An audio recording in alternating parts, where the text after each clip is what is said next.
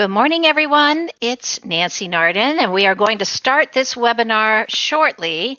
It's just a minute till, so we'll give a few more folks a chance to log in. As you can see, we're all here waiting to give you a good presentation today on this topic of how to re-engage prospects, which is a really hot topic because you don't want to waste all the prospects that you've already been talking to.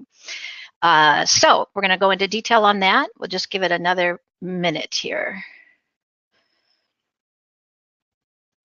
Looks like we've got quite a few registrants from all over the world, actually. About 250, I would say. So it's going to be a full house this morning.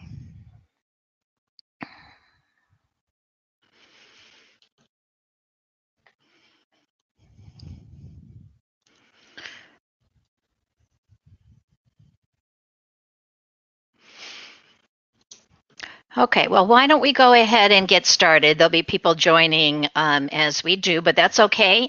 And I will just say, too, that as you're listening to the webinar today, know that we will be recording it. So if you want to watch it later or share it with a colleague, you'll be able to do that. And also look for the side panel, which will have a place for you to enter questions if you do have them. And if you do, we might be able to ask those as you pose the questions, and if not, we'll try to fit those in at the end of the webinar.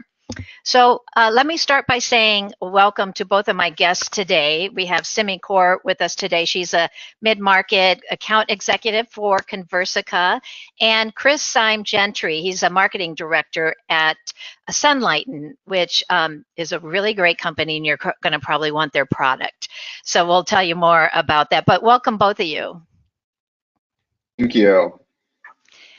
All right, so we're going to get started. The way this is going to work is Kris and I are going to just have a conversation. Kris's organization has been using Conversica to re-engage prospects that maybe, they thought were no longer, had already been qualified out, or maybe they just weren't sure how qualified they were.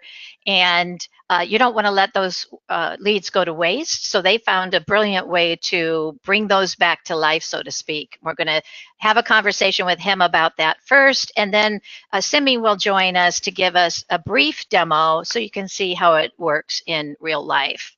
All right, so let's go ahead and get started here. First of all, let's talk a little bit about Sunlighten. Kris, tell us what your organization does. So Sunlighten is a company that manufactures infrared saunas, and we've been functioning in the health and wellness space for about the last 20 years. We're actually having our 20-year anniversary next year. But our sole mission is to empower people to live their healthiest lives, and we do that by harnessing infrared technology. That's great. Well, so I mentioned people are going to want that. Just go to the website and you'll know what I mean immediately. So you have some solo versions of your spa so that people can have it in their bedrooms or in their rec rooms or wherever it fits, and participate in a nice spa once a day or however often they want. Absolutely. So it seems like right now in the celebrity space, you hear people talking about infrared almost every single day in the press, and we've obviously got some great partners with folks, people that are touring in the music industry actually take our smallest product with them. They pack it up in the back of their tour bus, and we've heard a number of entertainers actually use that before they go out onto the stage.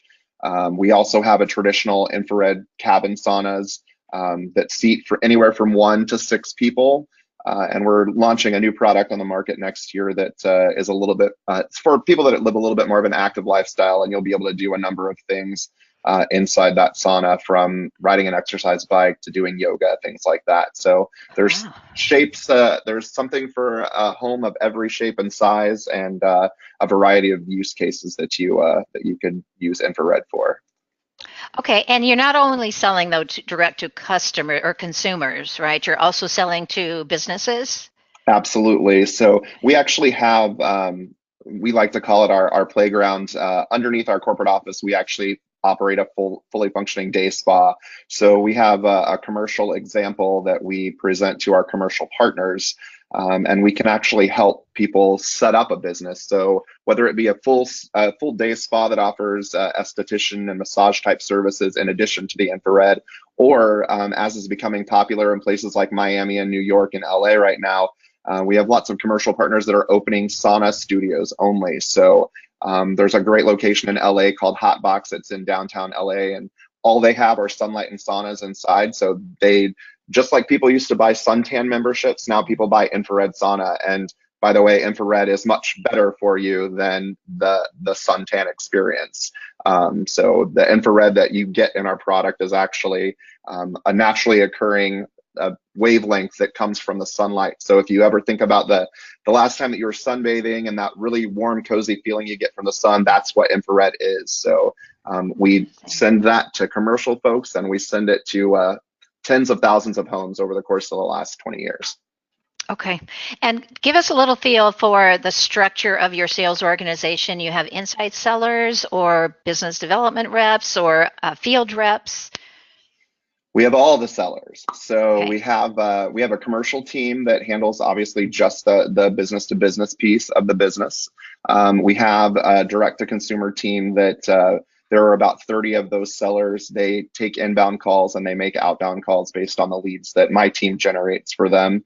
And then we do have a business development team as well that goes into several different channels, from gyms to hotels, day spas, things like that. So we provide leads for all of those different business teams. Okay. All right. I'm going to ask you about your project in a second. Like, why did you feel like, you didn't want your reps following up with all of the leads that maybe you've worked before, or new leads coming in? But first, I want to have you explain in your own words what it is that Conversica does. I like to have a customer explain it, because sometimes, it's just different. So Yeah, what would you perfect. say? I definitely, the way that we're using Conversica and what I get out of Conversica is basically Conversica provides artificial intelligence tools that allow you to engage leads or new prospects without human interaction until you have that hand raiser that says, I want to get on the phone with a rep. So for us, Conversica takes a lot of the grunt work, if you will, out of the whole lead engagement process. And the AI it's pretty intelligent. If you're having a conversation with the AI, you really don't know that you're talking to AI. It's just like having a person in your office that's emailing and reaching out to those customers. So for us, quite simply, it's an artificial intelligence tool that makes our lives a lot easier in terms of lead engagement. Okay. All right. We'll dive into that more. Simmy, I want to give you a chance to jump in. Kris, I actually think, you nailed it from my knowledge of what Conversica does. Do you have anything to add, Simmy?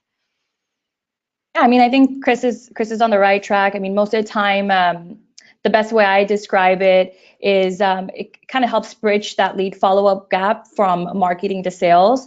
And, really, when marketing comes to us, it's, can you help us make sure that no leads are slipping through your cracks that they're working so hard to bring in? And then on the sales side, it's making sure that they're just focusing on leads that are ready to buy, without worrying about, the leads that may be slipping through at the same time. Mm-hmm. Okay. All right. So let's go into some detail about what we'll call your project, right? So, one morning you woke up and said, look, we've got an issue here that we could be, maybe handling leads better, or, what were you saying to yourself where you said it's time to do something, and why? So in its simplest form, we are faced with the challenge of our team generates several thousand leads for our sales staff each month. And we all know that of the leads generated for any business, a small percentage of those are typically what will convert into a closed sale. So you have leads that are exhausted. You try to reach them, in our sales force, we try to reach them 7 times. And if we have no luck, then we put them into a lead nurture or a prospect nurture type of a campaign where they might get a drip email. Some of those people at some point in time during that drip email campaign, they may reach out to whoever is on that signature of that email and say, hey, I'd really like to talk with you about your products and help me figure out what the right fit is for me. But the reality is that even with a sales force of roughly 35 people, there are going to be leads that are just going to get abandoned. And those are leads that we've paid for. So when you look at, money spent and how you want to maximize that investment, you really want to exhaust every possible option to make sure that whenever you're walking away from a lead and saying this person is no longer interested, you want to make sure that you know that for a fact. So for us, the challenge was in a pool of leads that is approaching probably 150,000 in our system. There were probably about, I'd say, a good 40% that we just weren't certain if we have really done everything that we could do to get those people on the phone with the seller and really assess their needs and see if our product is right. I wanted to do something that didn't require any extra effort from the sales team initially. And I wanted something that would allow us the opportunity to, once we determined that someone did want to find out some more information, we could just pass that on to a salesperson, and then that salesperson could likely have a quick phone call, determine needs, make a product recommendation, and close a sale. Conversica, after looking at a couple of options, it really seemed for us the best fit. And I will say that whenever we signed on with Conversica, I was never skeptical about what the potential outcome of our engagement with Conversica would be, but I also didn't expect the results that we've had so quickly.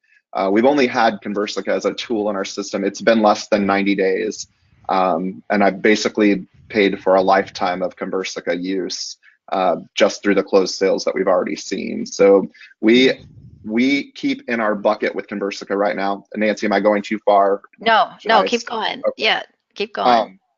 So right now in our Conversica lead bucket, we really don't ever dip below about 80 hot leads at a time. So there's always, regardless of all of the lead efforts that my team is making in terms of SEM, and we have a great affiliate partner program, regardless of all of those leads, we have this influx of Conversica conversations happening simultaneously while all this outbound lead generation activity is happening as well. So Conversica keeps someone in the background with their hand raised all the time for our sales team, and usually that number is around 80 to 85. Since we've been working with Conversica, we've closed 52 sales, sales that likely we had abandoned at some time ago, and if we're being honest, everyone on our team at Sunlighten, I honestly don't think that we ever would have reached back out to those folks. So for me, I was looking for enough sales, enough closed ones to happen that I could pay for Conversica for a year. And honestly, I've paid for Conversica as long as I want to have it as a tool. And with the activity that's happening right now, it would be foolish to not have Conversica as a tool, because there's all of this additional revenue that's just sitting in our CRM that, again, we've sort of walked away from because we have all of these fresh new leads, and any salesperson will tell you they would rather work a fresh new lead than somebody that they've tried to reach out to that they've never gotten a response from. So, so for us, it's 100% a no-brainer. I will tell you, I was on a business trip in Vietnam whenever we had our first sales closed. So there's roughly I think a 14-hour time difference. It was 3 o'clock in the morning, and my system was all jacked up from the travel, and I got that message from our sales team that we closed our first Conversica lead. Honestly, if I would have known how to do a cartwheel at the time, I would have done a cartwheel.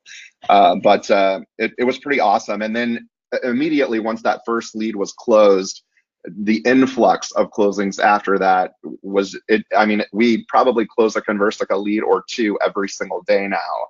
And again, the AI does most of that work for us. Our assistant's name is Jenna Butler. And basically Jenna gets phone numbers for our sales team. We pass that on to a salesperson.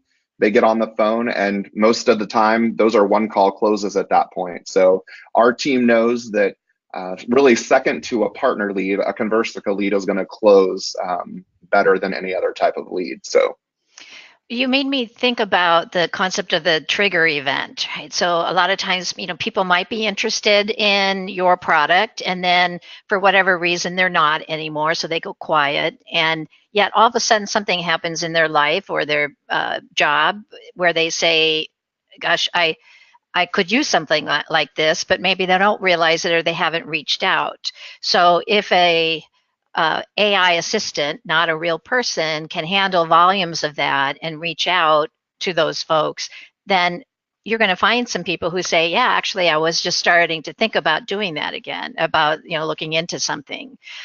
So let's talk a minute about the typical flow of leads, because this has been an age-old problem where marketing, throws leads over the fence, so to speak, to sales, and sales says, well, I don't even know if these are qualified. Maybe in your case, it makes sense to just have them call everyone because you got them, I'm guessing, at a trade show or, campaign, some email outreach.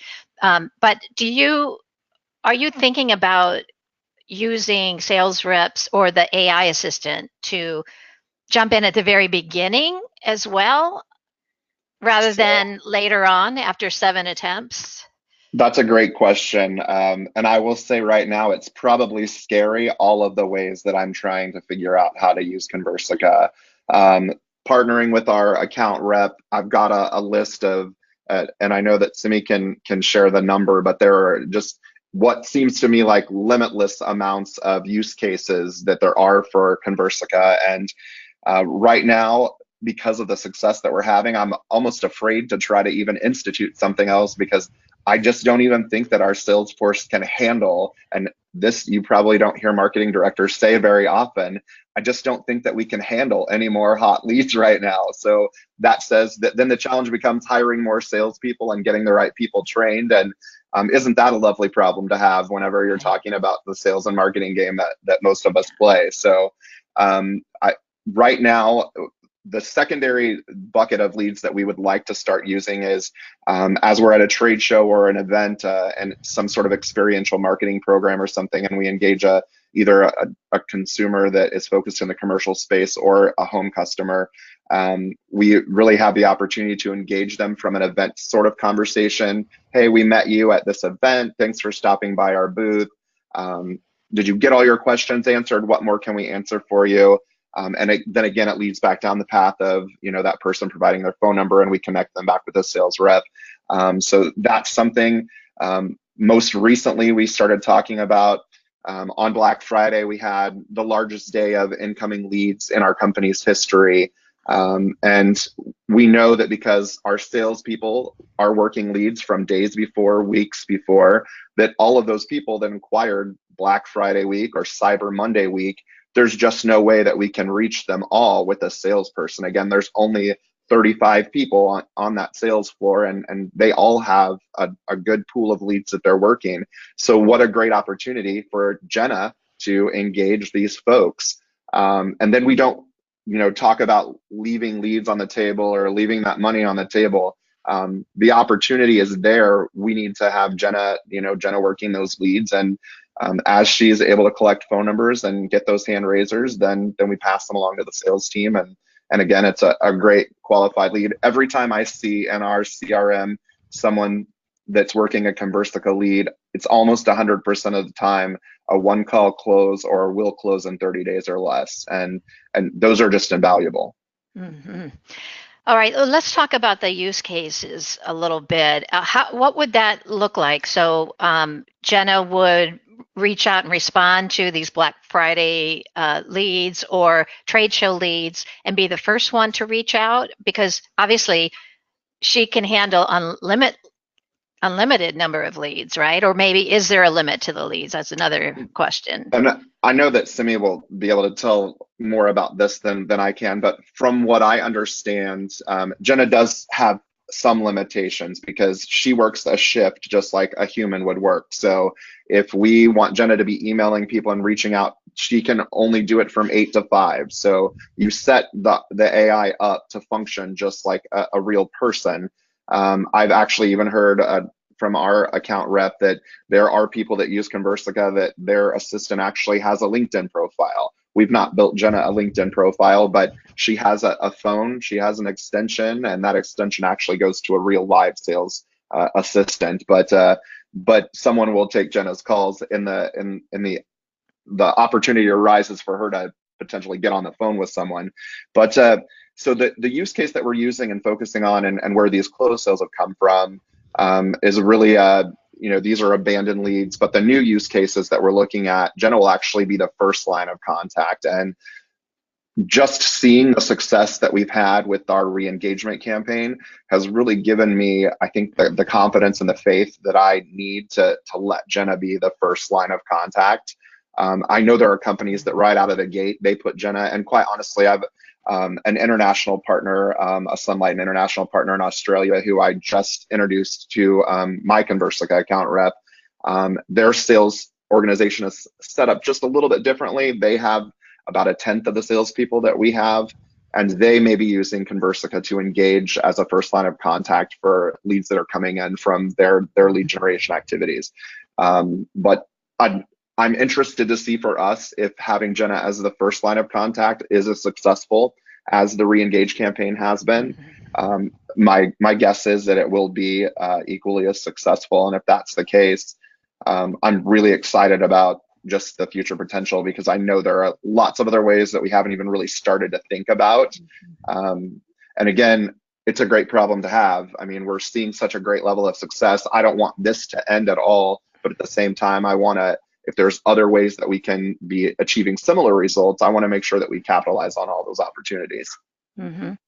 I want to remind people that if you have a question, you can go ahead and put that into the side panel so that we can get to it at the end, or maybe even during our conversation here. So Kris, you mentioned that your sales reps are reaching out on average about 7 times to get through to someone. That's a lot of sales capacity being used without actually engaging with the customer, right? So they're trying to engage, and it's, by the way, it's required, and every company should reach out at least 7 times. I think the number now that I'm hearing is as much as 12 times, which is a little crazy, but that's a lot of outreach to be managing as a sales rep, as well as expecting them to follow up and then close the deals. And so if you can't automate that, or if you can automate that, it makes sense to want to do that, because now you're using the human capacity in a much more cost-effective and profitable way to drive revenue. And that's what we're all looking to do. We're looking to sell more in less time, at the right price, while, saving costs, because that's what moves the number and the needle for corporations. The webinar is about, re-engaging leads that might have seemed like they were dead. So let's talk about that use case in a little more detail. What does Jenna do? So you've got all these leads. How do you tell her which ones to go after? And then what does she do? So we've got some metrics that we look for in our CRM. First of all, we're focusing only on prospect nurture or lead nurture, leads that are marked as such in our CRM. And my data analyst, basically through some actions that we built with Conversica and another one of our partners, Velocify, we built some actions that would automate the uploading of roughly 3,000 leads each month. So that's what our agreement with Conversica is for 3,000 leads a month. So we take that bucket of 3,000 leads that gets fed to Jenna basically, and again, because Jenna only works 8 to 5 Monday through Friday, she manages those leads I can tell when Jenna's working and when Jenna's not working, because I get copied in on all of the hot leads and all of believe it or not, there are people that say, you don't need to email me anymore, because I'm definitely not interested, in response to Jenna's emails as well. So I get copied in on all of those emails, especially right now as we've kind of been trying to perfect our own process with using Jenna. But essentially, once Jenna starts reaching out to someone, the first time she reaches out, she basically it's a very generic message that mentions our product and it acknowledges the fact that that customer at some point in time inquired about Sunlighten. And Jenna just wants to make sure that that person has gotten all their questions answered. They feel like they have the information that they need. And would they like to set up a time to talk with a salesperson? So she has a similar conversation, again, always highlighting the product that we're talking about, which is a Sunlighten sauna. And her goal is always to get them to either say they are taken care of and they're comfortable and confident at this level of our interaction with them, or let's get you on the phone with the salesperson. And she will do that until we get that phone number, or until I think we also have Jenna functioning that 7 reach out, that same amount of time to actually get that engagement happening. And oftentimes, obviously there are a number of Jenna's responses that we never hear back from the customer, but we do get in a pretty large percent, and I don't even know what that percent is. But it's been fairly consistent, especially once we started seeing those closed ones happen, that Jenna does either get a "don't email me or call me, no more contact," or "yes, I would love to explore some more. Could you please email me a price list?" We get that type of feedback quite consistently on the leads that she works. Okay. And you said sometimes you have her on a 7 attempt schedule as well. So how do you mix up the messages? I suppose that was part of the process of getting started. So maybe let's talk about what was that like when you started to implement Conversica? How did you go about setting up what Jenna would say and when? So we're using pretty much a prefabricated. Conversica has these conversations already really, really well mapped out. And I believe, and Simmy will have to verify this, but I believe that you can create a custom conversation if you chose to do so. Quite honestly, just in testing this out and just knowing the bandwidth of my team, there are roughly 7 of us that serve every marketing function in our company. We really didn't have the bandwidth to recreate those messages, so we did some minor adjustments to them that just fit our needs. We felt a little better, but that's the easiest part. Is really once you identify what the use case is that you'd like to focus on, and we do have the ability, I think, with Conversica to use 3 use cases at one time. We are choosing just to use the re-engage campaign at this point in time, but really just with some minor tweaks to the conversation, Jenna is really just, she's been doing a fantastic job of getting people to say, yes, I have been thinking about this. I put it on hold for 6, 8, 9 months, but I definitely have some more questions. I'd love to find out pricing. Obviously, we get just a million types of responses from her on it. Sometimes they're quite comical, but obviously the ones where someone says, I want pricing, or once you hear someone say that they want pricing in a conversation with Jenna, I'd say within probably 5%, maybe, I'd say over 90% of them are going to close. So to see 80 hot leads at any given time in our Conversica dashboard, that's pretty exciting for us, because we know that is going to pay off. Mm-hmm. Yes, and those, again, we're talking about re-engagement. So those are customers that may not have ever likely bought again, Right. because you lost connection with them. I do have a couple questions. One of them I'm going to ask right now. It's Jessica asked, what % of your leads are you seeing never respond to email, SMS, or call? And keep in mind, Jessica, that you're just using it for re-engagement. So these are leads that have presumably already gone stale, or maybe have already been disqualified, or for some reason put into a nurture campaign. So given that, what % of the leads would you say are you seeing never respond to the email versus they do? So is that pertaining specifically to Conversica as opposed to through every, or Yes, is that through every? She responded, yes. Okay, perfect. I'll help with that. Great, go ahead. What was it for Conversica? Okay, I don't know if she meant just for Kris's company or for I or think Conversica's well, let's do it average? both. I think she's Okay. talking about Kris's company, but so Okay. let's answer it first from there. Which of the Conversica leads are you seeing response versus none? And then Simone will ask you about overall.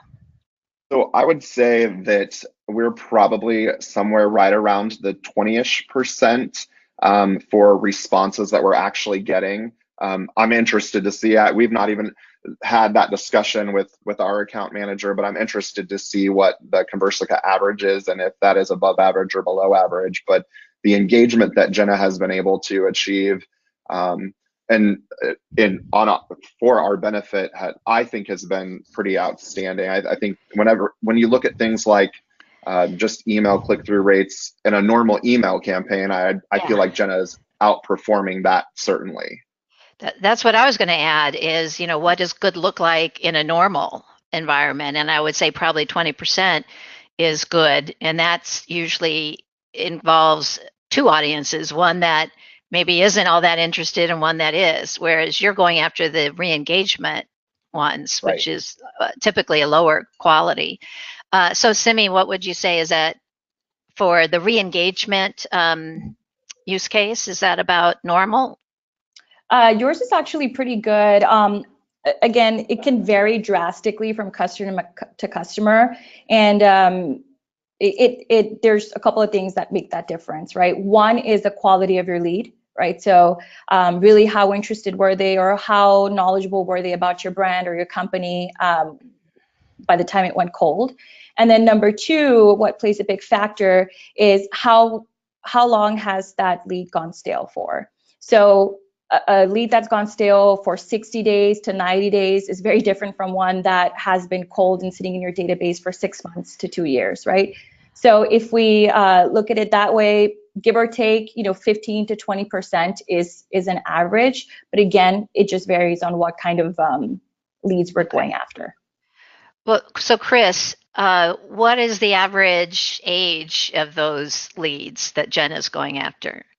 So right now we aren't having Jenna reach out past 1 year. We feel like it, especially at this time of the year and the time of the year that we started, it was ramping up into that holiday season. So it is a pretty realistic expectation, especially with the price point of our product, that someone that was interested or thinking about a holiday purchase last year, if they got engaged in some way, shape, or form and then fell off because of price point or just convenience or space in their house for a sauna, that it could be a very realistic expectation for them to have, the opportunity to spend a year's time thinking about it, and now they're ready to revisit it. So we really were strategic in determining not to reach back out past 1 year.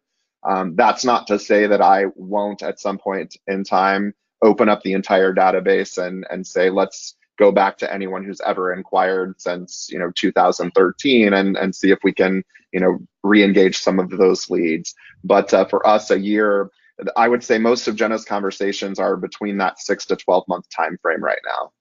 Okay. All right, great. I have another question, which I think I'm going to reserve for Simi. And actually, this might be a good time for us to switch gears. Why don't we have Simi have you take us through? Let me just select you there. Take us through a little bit, show us, right, how it works. What does a Jenna look like? And awesome, I can see your screen. Kris, thank you. And feel free to, jump in and comment as Simi's taking us through this if you want to share how it applies to what you've been doing. By the way, Simi, the question was, does the system integrate with HubSpot? Yes, we do have an integration with HubSpot. Can I just ask whether it's the CRM and the marketing automation side? Okay, so Allison, if you can go ahead and type in your answer to that, if you're referring to CRM or marketing. She says both. Both, perfect. So yes, we do integrate through the marketing automation side, and then have a way to flow all that information into your CRM. Okay, great. All right, well, take it away, Simi. Let's see. Let's get into some details here. Great. So today I'm going to go over what our environment looks like and introduce you to Rachel Brooks. She's our AI assistant and has been a huge extension of our team. and I'll share a little bit more about, what expectations we have of her and how she's really helping our marketing and sales team make sure that we don't lose any leads and just kind of multiply the bandwidth of our team, which has been growing quite a bit in the past couple of years. And so, as you see here, Rachel Brooks is the name of our assistant.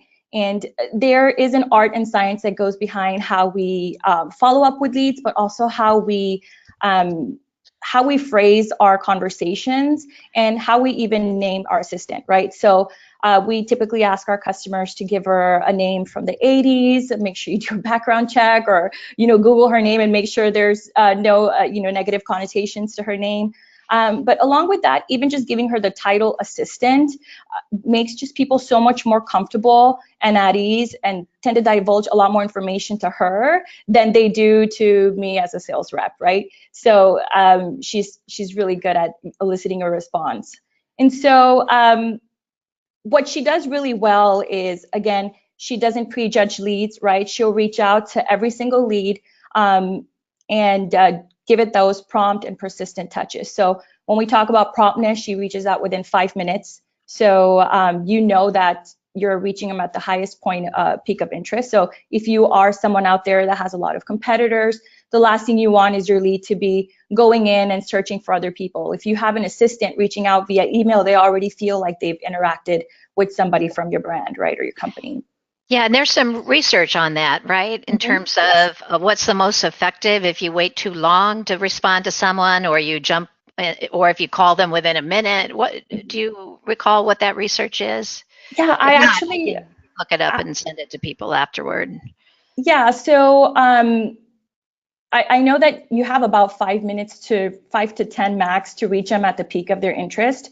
But there's a very interesting MIT study that was done where they were showing that over like the course of, as an hour goes by into the second hour, the rate of response goes down by 10x every hour. So reaching out to them within those 5 minutes is crucial to eliciting an engagement. And I think about, sorry to jump in again, but I just think about the trade show use case. And often it takes weeks for a sales rep to kind of get that list finally back from the organizer or from marketing to provide that list. And so whoever can respond, and if you can get this into a system, the leads, so that the assistant can respond quickly upon return from the trade show, then you're going to be a lot more effective. Yeah, when we talk about trade shows, and I have a conversation up that I'll show you, one of the things is because your bandwidth of your team is limited. A lot of people are very careful of who they scan in and who they talk to. The good thing about Rachel or whoever whatever you name your AI assistant is that you can scan everybody in, because she's going to reach out to all of them, and in case you might have missed someone, she's going to make sure that she surfaces those for you, right? But along with that, trade show leads, just think about everybody, right? Sales reps, everyone that's coming back from the shows, they're kind of behind, and so are the customers. So even if there was interest, it takes a lot more attempts to get a hold of them. And so, we want to make sure that you have an AI reaching out at that point. Okay. All right. So show us, what are we looking at here on this screen? Sure. So here come a couple of key metrics that Rachel's always sharing with us, right? So far, she's created over 1,000 appointments for us and over 4,000 opportunities for us. Engagement rate is really great. Here, we're not just looking at clicks or open rates. We're actually looking at two-way conversations she's had with people. So when you're wanting to go back and see which one of your campaigns really produced the most amount of conversations, instead of just relying on like lead scoring or some other type of behavior analysis, you really be able to see where we got the most engagement, two-way engagement. And ours, honestly, this is a bit low. I have other customers like Boxworks who has over 50% engagement rate. And of course, we've given her a lot of really, really cold leads too. So that can vary quite a bit. She also collects phone numbers for us, right? So on our conversations, once the customer comes back and says, yes, they want more information or they want to talk to somebody, she will confirm the phone number with them, and 20 to 30% of the time they'll come back and provide a second number, which she'll go ahead and add into your CRM for you. Okay. So can you show us what it looks like, that interaction, or what a Rachel would send out? Yep, absolutely. So with Rachel, just so you know, when there's a couple of things she's always looking for, right? One is there interest? So as she's reaching out, she'll understand the sentiment and intent of the messages. When there's something positive, she'll mark it as a hot lead. But there's also another safety net that she provides, which is following up with the leads after to make sure that they were contacted by a rep or that they got the information they needed. And you'd be surprised, even the best of us can let a really good lead that's, already knocking at our door slip through the cracks. So she'll make sure that she provides that to you as well. Okay. And I'll show you what a conversation looks like. So Victoria here, this is one that was a re-engage conversation, similar to the one Kris has been using. And so we made about there's about 3 different attempts here where we're reaching out to Victoria to ask her if she, is interested in getting more information. She, showed interest before through our products and services. Because we dynamically, as Kris was mentioning earlier, setting up a conversation was really easy. That's because most of the conversations preset by us, but we give you enough variables to personalize the message, and give it enough context to drive, the person to make a call and know why we're reaching out, or know why Riley here is reaching out. And so after 3 attempts here, we finally got an answer and said, "Hi, Riley, thank you so much for continuing to follow up with me. It's been a busy week. I'm interested and would like to set up a meeting." Right. So here, as you can see, it's not just a yes or a no. And it's really important to see this because, we speak English, we know right away that this is a positive sentiment. But to train, an AI or, software to be able to look at the cluster of these words and understand that it's a positive sentiment is really, really difficult to do. And so we have about 9.5 years of data that we've fed our AI to have the kind of algorithm that's needed in order to look at this and say, this is a really good sign. And so once it becomes a hot lead here, we follow up right away, and Riley says, "Look, thanks for your reply. Jack's going to be working with you on this. What's the best number to reach you at?" And one thing you'll notice here is that we didn't get an answer right away. So even after she's done all the hard work to get a positive sentiment, to get interest here, even after she reaches back out, the customer went cold for a few days. So 3 days later, she reaches out again and says, "Hey, Jack's working on your request and wants to give you a call. What's the best number to reach you at?" So finally, he responded and says, "So sorry for the silence on my end," provides us with a number and says, "You're looking forward to talking to Jack." Okay, so question. Mm-hmm. How did Riley know that it would be Jack that would be reaching out? Yes, so this will all depend on the kind of integration you set up. So we're integrated with Salesforce. It's able to pick up who owns that contact or that lead. That's what we sync up with, and it will pick that up. If you do not if you're round robining or you don't know who's going to be that rep, we do have more generic answers that you could set up.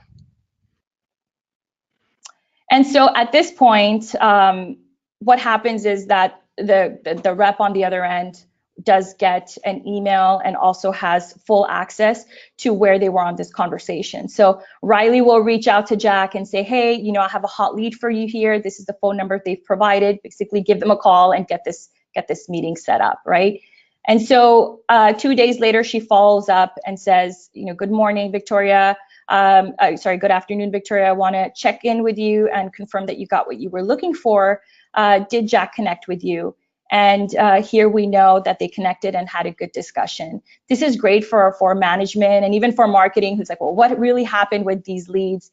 And now you know that nothing slipped through the cracks. Mm-hmm. Yeah, what a great customer experience. Absolutely. This is good customer service, and that's hard to come by when you're selling to a mass market. Yeah, exactly. And, you know, even if you look at this conversation here, I'll show you this one did come in from, you know, a trade show. This is one where so many people are stopping by. If we cherry picked, we're missing out so much. So, you know, once we give everything to Rachel, we know she'll do the work. We can kind of set and forget it. So after several attempts that she made here with Gerald, he finally says he was kind of ready to talk here and said, you know, he wanted to learn more. And after setting this conversation up with a rep, what you'll see is it turns into, after 2 attempts here, you know, checking in to see if got everything he was looking for from Mohammed. Says, hello, Rachel, you know, I hope all is well your way. No one contacted me. Thank you. Yeah, and you know, this has happened to me too, and I promise you, I work really hard, but you know, we get caught up in our meetings, we get caught up in so much that's going on that maybe I even just reached out once, or maybe I left a voicemail and said I'll check back in a few days and forget. And this is where we'll kind of catch that and make sure that you're not losing out on a prospect. Yeah. All right. Well, listen, we have, let's see, what do we have? I was going to say 1 minute left. We are right at 11:45, and I try to keep this to the schedule. So I guess what I will say, Simmy, thank you.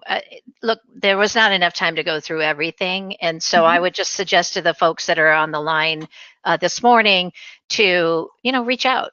Right, experience it for yourself too. You know, maybe Rachel from Conversica will respond, and you can see how it works for yourself, or fill out one of the forms on their site, because then probably Rachel will be the one to respond. And certainly, if you have questions, you know, you're welcome to reach out to me as well. Send me a LinkedIn invite if we're not already connected. We can communicate that way. And I just want to point out one thing, and that is that I do a video every single week on a different technology of the week. And I did one on Conversica not too long ago. Those videos are just a great way to learn about technologies, to keep up to date. They take 3 minutes, and you'll know whether or not something seems interested or not. So I would suggest that you subscribe to our newsletter. That way you'll get notification of each one of those. And for now, I'll say, Simmy and Kris, thank you so much for participating. It's so helpful for our audience to learn about these new use cases and applications and hear from peers, from their peers in the industry. So thank you very much. Thank you. Pleasure. All right. Okay, everyone, have a wonderful day. Thank you for joining us, and we'll look to see you next time. Bye-bye. Thanks.